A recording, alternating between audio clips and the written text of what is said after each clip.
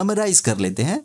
अनुष्का शर्मा जी का जो date of birth था वो है 1 मई 1988, ठीक है, और विराट कोहली जी का 5 नवंबर 1988, और इनका मैरिज ईयर है जो वो है 2017, और मूलांक अनुष्का जी का 1 निकल के आया था और पर्सनल मैरिज ईयर 7 निकल के आया था। इसी तरीके से विराट कोहली जी का मूलांक जो है वो 5 निकल के आया था और मैरिज ईयर 3 निकल के आया था। अपनी टेबल को जरा चेक करते हैं।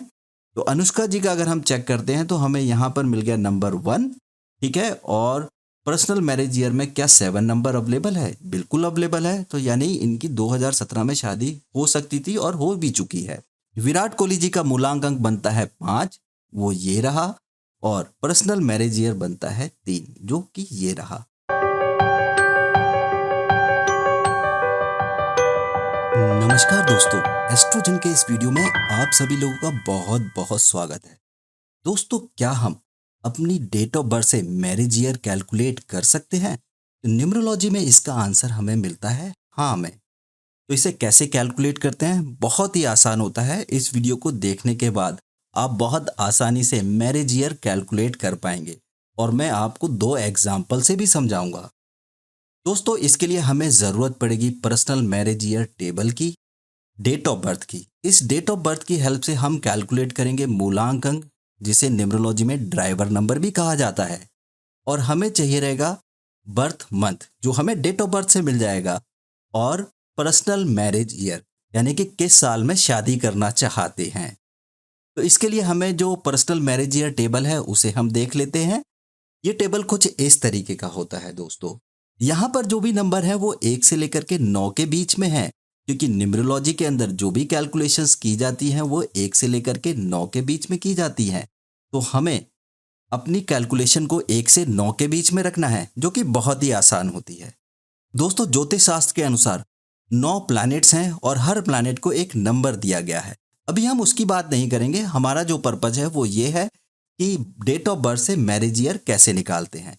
तो उसके लिए हमें एक फार्मूले की ज़रूरत पड़ेगी, पर्सनल मैरिज ईयर फार्मूला, जो बहुत आसान होता है। इसमें हमें ज़रूरत पड़ती है मूलांक अंक की, बर्थ मंथ की और मैरिज ईयर की, और ये तीनों हमें बड़ी आसानी से मिल जाते हैं। और इस मैथमेटिकल फार्मूले को यूज़ करके और एडिशन करके हम पर्सनल मैरिज ईयर निकाल सकते हैं और अपनी टेबल को यूज़ करेंगे। चलिए दोस्तों, अब हम बिल्कुल देर नहीं करते और समझने की कोशिश करते हैं कि इसे कैसे कैलकुलेट किया जाता है। दोस्तों, अब हम जानते हैं कि ड्राइवर नंबर यानी मूलांक अंक को कैसे कैलकुलेट करते हैं। इसके लिए मैंने एक डेट ऑफ बर्थ ली है, जो कि फर्स्ट हम डेट लिखेंगे, फिर मंथ लिखेंगे और ईयर्स लिखेंगे। अगर आप और किसी कंट्री में हैं तो वहां पर मंथ जो है वो पहले लिखा जाता है, डेट बाद में, और ईयर सबसे एंड में। तो कंफ्यूज मत होइए। तो यहाँ पर मैंने एक एग्जाम्पल लिया है, जिसे मैं 15 नवंबर 2002, ये एक डेट ऑफ बर्थ है। तो इसका मूलांक अंक क्या होगा? तो बर्थ डेट, यानी कि यहाँ पर बर्थ डेट जो है वो है 15। 15 2 डिजिट का नंबर है, इसे हमें कन्वर्ट करना है 1 डिजिट में। तो 1 और 5 को अगर हम जोड़ेंगे तो नंबर आ जाएगा 6, और मूलांक अंक जो है वो बन गया हमारा 6। बहुत ही सिंपल है। अगर 2 डिजिट में है आपकी बर्थ डेट, तो उसे आप सिंगल डिजिट में कन्वर्ट कर लीजिए सिंपल एडिशन से। और अगर आपका सिंगल डिजिट में ही है डेट ऑफ बर्थ, तो वही आपका मूलांक अंक है। इसे हम कुछ एग्जाम्पल से आगे समझेंगे। इंटरेस्टेड पर्सनल मैरिज ईयर जो है वो 2026 है, यानी कि जब ये 23 साल में लग जाएंगे, 24 में चल रहे होंगे, तो क्या इनकी 2026 में शादी हो पाएगी? तो उसके लिए जो मैंने आपको फार्मूला बताया था वो था, मूलांक अंक लेना है हमें, बर्थ मंथ लेना है और मैरिज ईयर लेना है, और ये चीजें हमारे पास ऊपर हैं अवेलेबल। कैसे, देखते हैं। मूलांक अंक हमने कैलकुलेट किया है 6, जो कि यहां से आ गया। बर्थ का मंथ है 11, जो यहां से ले लिया हमने, और मैरिज ईयर जो है वो यहां से ले लिया 2026। अब इन नंबर्स को हमें ऐड कर देना है। तो जब हम इन्हें ऐड करेंगे तो टोटल नंबर आया 18, और जैसा मैंने आपको बताया कि हमें सिंगल डिजिट में कन्वर्ट करना है, तो 1 + 8, जब हम इसे कैलकुलेट करेंगे तो नंबर आ जाएगा 9, यानी कि मूलांक अंक जो है वो हो गया 6, जो यहाँ पर अवेलेबल है। पर्सनल मैरिज नंबर जो हो गया वो हो गया 9। ये क्या क्या चीज़ें हमने ली? हमने ली डेट ऑफ बर्थ 15 नवंबर 2002, और मैरिज का इंटरेस्टेड ईयर जो लिया वो लिया 2026, और मूलांक अंक जो कैलकुलेट किया वो बना था 6, और पर्सनल मैरिज ईयर का जो नंबर कैलकुलेट करके आया था वो था 9। अब हम अपनी टेबल को यूज करते हैं, तो यहाँ पर हम देखते हैं कि मूलांक अंक 6 यहाँ पर है और पर्सनल मैरिज ईयर का 9 नंबर यहाँ पर अवेलेबल है। इसका मतलब ये होता है कि इनकी शादी 2026 में हो सकती है। लेकिन अगर 2026 में नहीं हुई तो क्या 2027 में हो सकती है? तो इसके लिए हमें सिंपल सा यहाँ पर पर्सनल मैरिज ईयर में एक नंबर और ऐड कर देना पड़ेगा। तो टोटल नंबर हो जाएगा 10 और 10 का नंबर जो है 1 प्लस 0, तो नंबर आ गया 1। तो 2027 का जो नंबर आ रहा है वो आ रहा है 1। तो 1 को जरा चेक करते हैं 6 में, क्या 1 है? यहाँ पर 1 अवेलेबल है, यानी कि इनकी शादी 2027 में भी हो सकती है। अगर 2027 में नहीं हुई तो क्या 2028 में हो सकती है? उसे भी चेक कर लेते हैं कि 2028 में इनकी शादी हो सकती है या नहीं। तो पर्सनल मैरिज ईयर जो इनका निकल के आया था उसके अंदर हम यहाँ पर +2 कर देंगे, तो नंबर बन जाएगा यहाँ पर 11 और 1 + 1 को जब हम करेंगे तो नंबर आ जाएगा 2। तो दोस्तों यहाँ पर 2 नंबर भी अवेलेबल है, यानी कि इनकी शादी 2028 में भी हो सकती है। इसी तरीके से 2029 में भी इनकी शादी हो सकती है क्योंकि यहाँ नंबर 3 भी अवेलेबल है। बट 2030 में अगर हम देखें तो नंबर नहीं बन रहा है, यानी कि यहाँ पे 4 नंबर अवेलेबल नहीं है, तो 2030 में इनकी शादी नहीं हो पाएगी एज पर द न्यूमरोलॉजी। दोस्तों इसे हम अब कुछ एग्जाम्पल से समझते हैं जिससे कि आपके ये सारे डाउट क्लियर हो जाएंगे। तो हम रियल एग्जाम्पल लेते हैं। इसमें मैंने श्री अमिताभ बच्चन जी और जया बच्चन जी की डेट ऑफ बर्थ ली है और मैरिज टाइम लिया है। श्री अमिताभ बच्चन जी का जो जन्मदिन है वो है 11 अक्टूबर 1942, जो कि मुझे विकिपीडिया से मिला है, ठीक है। और जया बच्चन जी का जो डेट ऑफ बर्थ है वो है 9 अप्रैल 1948 और इनकी जो मैरिज डेट है वो है 3 जून 1973। तो चलिए दोस्तों अपने मैथमेटिकल फार्मूले से देखते हैं कि क्या नंबर निकल के आ रहे हैं। तो हमने जो अमिताभ बच्चन जी की डेट ऑफ बर्थ ली थी वो ली थी 11 अक्टूबर 1942, जो कि आपको यहाँ दिख रही है। और जया बच्चन जी की जो डेट ऑफ बर्थ थी वो थी 9 अप्रैल 1948। यहाँ से अब हम इनका कैलकुलेट करेंगे मूलांक अंक।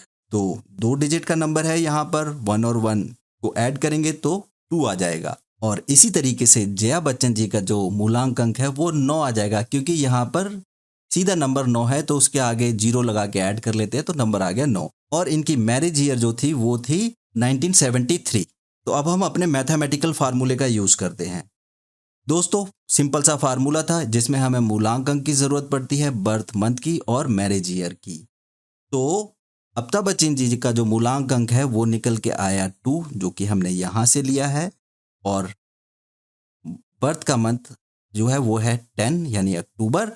और मैरिज का जो ईयर है वो है 1973 1973। अब इन नंबर्स को ऐड करेंगे तो इन नंबर को ऐड करने के बाद हमारा नंबर आएगा 23। 2 डिजिट का नंबर है, इसे कन्वर्ट करना है हमें 1 डिजिट में, यानी कि 2 + 3 = हो जाएगा 5। तो पर्सनल मैरिज ईयर का जो नंबर निकल के आया वो है 5।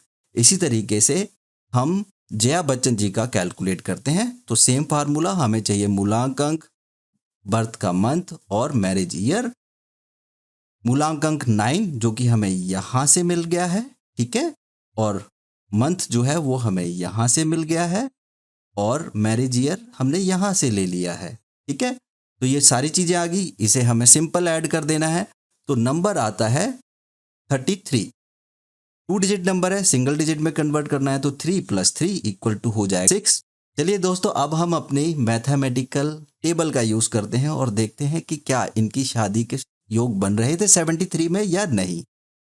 दोस्तों थोड़ा समराइज कर लेते हैं। हमने जो डेट ऑफ बर्थ ली थी श्री अमिताभ बच्चन जी की वो थी 11 अक्टूबर 1942 और जया बच्चन जी की जो डेट ऑफ बर्थ थी वो थी 9 अप्रैल 1948। मैरिज ईयर जो था वो था 73 और जो कैलकुलेशन हमने निकाली थी श्री अमिताभ बच्चन जी की वो था मूलांक अंक 2 और पर्सनल मैरिज ईयर जो था वो था 5। इसी तरीके से जया बच्चन जी का मूलांक अंक निकल के आया था 9 और पर्सनल मैरिज ईयर निकल के आया था 6। अब हमें अपनी टेबल यूज करनी है तो टेबल में अब देखते हैं। दोस्तों श्री अमिताभ बच्चन जी का मूलांक अंक है 2, वो यहाँ पर अवेलेबल है। और मैरिज ईयर जो 5 है वो यहाँ पर अवेलेबल है, यानी कि 73 में इनकी शादी होने के योग बन रहे थे और शादी हुए भी। इसी तरीके से जया बच्चन जी का अगर देखें तो मूलांक अंक जो है वो 9 यहाँ पर अवेलेबल है और पर्सनल मैरिज ईयर का नंबर आ रहा है 6, तो यहाँ पर 6 भी अवेलेबल है। यानी कि हमारा मैथमेटिकल फार्मूला यहाँ पर प्रूफ करता है कि इनकी शादी 1973 में हो सकती थी और हुई भी है। चलिए दोस्तों, इसे हम एक और एग्जाम्पल से समझ लेते हैं। इसके लिए मैं अनुष्का शर्मा और विराट कोहली दोनों का एग्जाम्पल लूंगा। अनुष्का शर्मा बहुत ही बेहतरीन एक्टर हैं और विराट कोहली बहुत अच्छे क्रिकेटर हैं। दोनों ही दुनिया में जानी मानी हस्ती हैं। सबसे पहले अनुष्का शर्मा जी का डेट ऑफ बर्थ लेते हैं, जो कि मुझे विकिपीडिया से मिला है। तो 1 मई 1988 और विराट कोहली जी का जो बर्थ डेट है वो है 5 नवंबर 1988 और इन लोगों ने जो मैरिज की थी वो डेट है 11 दिसंबर 2017। ठीक है, तो दोस्तों जो चीज़ें हमें चाहिए वो यहाँ पर हमें अवेलेबल हैं। तो अब हम देखते हैं अपने मैथमेटिकल फार्मूले से क्या हमारी न्यूमरोलॉजी वाली टेबल 2017 में शादी के योग बना रही है इनके या नहीं। तो अनुष्का जी का जो डेट ऑफ बर्थ था वो था 1 मई 1988 और विराट कोहली जी का जो डेट ऑफ बर्थ था वो 5 नवंबर 1988। इन दोनों का मूलांक अंक चेक कर लेते हैं। तो अनुष्का जी का मूलांक अंक आएगा 1, ठीक है, और विराट कोहली जी का मूलांक अंक आएगा 5 और मैरिज का जो ईयर बन रहा है वो है 2017। अब हम अपने मैथमेटिकल फार्मूले का यूज करते हैं जिसमें हमें मूलांक अंक चाहिए, हमें बर्थ मंथ चाहिए और मैरिज ईयर चाहिए। ये अवेलेबल हैं। तो सबसे पहले हम कैलकुलेट कर लेते हैं अनुष्का जी का। तो मूलांक अंक मैंने यहाँ से ले लिया जो कि है 1 और बर्थ मंथ जो है वो है 5, यहाँ से ले लिया और मैरिज ईयर को मैंने यहाँ से कैलकुलेट कर लिया। अब इन नंबर्स को हमें ऐड कर लेना है। तो जब हम इन नंबर को इस तरीके से ऐड करते हैं तो नंबर आता है 16 2 डिजिट नंबर है, इसे कन्वर्ट करना है सिंगल डिजिट में। तो पर्सनल मैरिज ईयर का जो नंबर निकल के आया वो है 7। ठीक है, इसी तरीके से अब हमें दूसरा कैलकुलेट करना है। तो सेम फार्मूला है यहाँ पर। अब विराट कोहली जी का हम कैलकुलेट करते हैं। तो इनका मूलांक अंक 5 यहाँ से मैंने ले लिया, ठीक है, और इनके जो बर्थ मंथ है वो मैंने यहाँ से ले लिया जो 11 है और मैरिज ईयर यहाँ से ले लिया। ठीक है, और इसे अब हम कैलकुलेट करेंगे सिंपल एडिशन से। तो सिंपल ऐड कर देना है नंबर। तो टोटल नंबर आएगा 21। 2 डिजिट नंबर है, सिंगल डिजिट में कन्वर्ट करना पड़ेगा। तो 2 + 1 = आ जाता है 3। तो हमें अपना मैथमेटिकल नंबर मिल गया यहाँ से। तो दोस्तों अब हम अपने मैथमेटिकल फार्मूले से चेक करते हैं। तो पहले समराइज कर लेते हैं। अनुष्का शर्मा जी का जो डेट ऑफ बर्थ था वो है 1 मई 1988, ठीक है, और विराट कोहली जी का 5 नवंबर 1988 और इनका मैरिज ईयर है जो वो है 2017 और मूलांक अंक अनुष्का जी का 1 निकल के आया था और पर्सनल मैरिज ईयर 7 निकल के आया था। इसी तरीके से विराट कोहली जी का मूलांक अंक जो है वो 5 निकल के आया था और मैरिज ईयर 3 निकल के आया था। अपनी टेबल को जरा चेक करते हैं। तो अनुष्का जी का अगर हम चेक करते हैं तो हमें यहाँ पर मिल गया नंबर 1, ठीक है, और पर्सनल मैरिज ईयर में क्या 7 नंबर अवेलेबल है? बिल्कुल अवेलेबल है। तो यानी इनकी 2017 में शादी हो सकती थी और हो भी चुकी है। विराट कोहली जी का मूलांक अंक बनता है 5, वो ये रहा, और पर्सनल मैरिज ईयर बनता है 3 जो कि ये रहा। अगर इनकी 2017 में शादी नहीं होती तो क्या 2018 में इनकी शादी हो सकती थी? अगर हम इस मैथमेटिकल फार्मूले को देखें तो यहाँ पर 7 + 1 करना पड़ेगा और 3 + 1 करना पड़ेगा। तो 7 + 1 करेंगे तो नंबर आ जाएगा 8 और यहाँ पर 3 + 1 करेंगे तो नंबर आ जाएगा 4। यानी कि मूलांक अंक जो है वो 1 में क्या हमारे पास 8 नंबर है? यहाँ पर नहीं है। यानी कि यहाँ पर हमें 8 नंबर देखने के लिए नहीं मिल रहा है। इसी तरीके से विराट कोहली जी का मूलांक अंक बन रहा है 5 और पर्सनल मैरिज ईयर जो है बन रहा है 2018 में 4। क्या यहाँ पर 4 नंबर अवेलेबल है? नहीं। तो 2018 में शादी के योग नहीं बनते न्यूमरोलॉजी के हिसाब से। फिर 2019 में इनके योग बन सकते थे क्योंकि नेक्स्ट नंबर अगर हम चेक करें तो यहाँ पर 9 अवेलेबल है और 5 भी अवेलेबल है। तो बहुत ही सिंपल फार्मूला है दोस्तों, जिसकी मदद से आप मैरिज ईयर निकाल सकते हैं। तो उम्मीद करता हूं कि इस वीडियो में जो मैंने आप लोगों को बताया है उस फार्मूले को अगर आप यूज़ करेंगे तो आप किसी भी इंसान का मैरिज ईयर निकाल सकते हैं। दोस्तों यहाँ पर मैं एक चीज़ क्लियर कर दूं, हमेशा ये फार्मूला सटीक नहीं बैठेगा, लेकिन तो इसकी परसेंटेज सही होने की काफ़ी अच्छी है। तो आप अपना मैरिज ईयर कैलकुलेट करना चाहते हैं तो इस फार्मूले को यूज़ करके निकाल सकते हैं, और आप किसी और का भी कैलकुलेट करना चाहते हैं तो जैसा मैंने बताया आप इस फार्मूले को यूज़ करके किसी और का भी निकाल सकते हैं। तो काफ़ी इंटरेस्टिंग फार्मूला है, एक बार आप इसे यूज़ करके ज़रूर देखिए। और यदि आप हमारे एस्ट्रोलॉजर से बात करना चाहते हैं तो दिए गए नंबर पे आप हमें व्हाट्सअप कर सकते हैं, और नहीं तो आप हमारी मोबाइल एप्लीकेशन एस्ट्रोजन डाउनलोड करके हमारे बेहतरीन एस्ट्रोलॉजर से फ़ोन पे या फिर चैट के माध्यम से बात कर सकते हैं। आप लोगों ने यहाँ तक इस वीडियो को देखा, इसके लिए बहुत बहुत धन्यवाद। और आप इस वीडियो को लाइक और शेयर ज़रूर कीजिए, और अभी तक आप लोगों ने हमारा ये चैनल सब्सक्राइब नहीं किया है तो इसे सब्सक्राइब ज़रूर कीजिए। मैं भगवान शिव और पार्वती से ये प्रार्थना करूंगा कि वह आपकी सारी मनोकामनाएं पूर्ण करे और आपका जीवन बहुत ही सरल और बहुत ही सुंदर हो। भारत के बेहतरीन एस्ट्रोलॉजर से बात करने के लिए अभी डाउनलोड करें एस्ट्रोजन एप्लीकेशन। प्ले स्टोर पर क्लिक करें, सर्च में एस्ट्रोजन टाइप करें और एप्लीकेशन को इंस्टॉल करें। एप्लीकेशन इंस्टॉल हो जाने के बाद आप जीमेल आईडी या फिर फ़ोन नंबर की मदद से लॉगिन कर सकते हैं। लॉगिन हो जाने के बाद यहाँ पर एस्ट्रोलॉजर की लिस्ट आप चेक कर सकते हैं, और जिस भी एस्ट्रोलॉजर से आप बात करना चाहते हैं उसके आइकॉन पर क्लिक करें। उसके बाद एस्ट्रोलॉजर का प्रोफाइल ओपन हो जाएगा और यहाँ पर आपको दो बटन दिखेंगे, कॉल या चैट। अपनी सुविधा अनुसार बटन का सिलेक्शन करें, फिर उसके बाद आपको अपना वैलेट रिचार्ज करना होगा। रिचार्ज पर क्लिक करें और हमेशा फर्स्ट रिचार्ज ऑफर का प्रयोग करें। वैलेट रिचार्ज होने के बाद आप एस्ट्रोलॉजर से कनेक्ट हो जाएंगे। तो बिल्कुल भी देर ना करें, अपनी समस्याओं के समाधान के लिए भारत के बेहतरीन एस्ट्रोलॉजर से बात या चैट करने के लिए डाउनलोड करें जन जन के लिए एस्ट्रोजन।